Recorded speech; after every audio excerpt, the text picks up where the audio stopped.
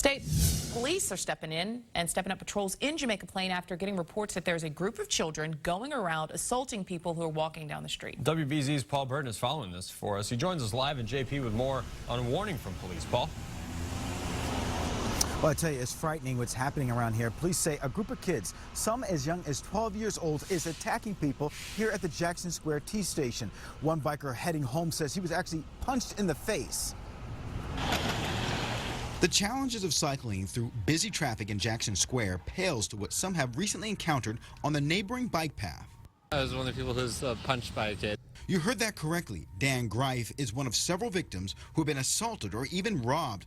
Enough crimes that have occurred that state and Boston police put out a warning to people traveling in that area. A policeman told me that, like the day before, there had been 4 people who had reported the same thing. Dan was biking home from work when he saw 4 kids who were around the age of 11 or 12.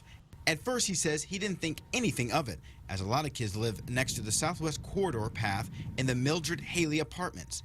But one of the boys came real close to the bike lane and just stood there. Thought he was goofing off, and then as I got close, he just sort of like spun around and like stuck his arm out more or less and punched me in the face. Dan rode away and called police. Fortunately, he's okay and wasn't robbed. Officers say in other cases the victims were relieved of their cell phones or electronics.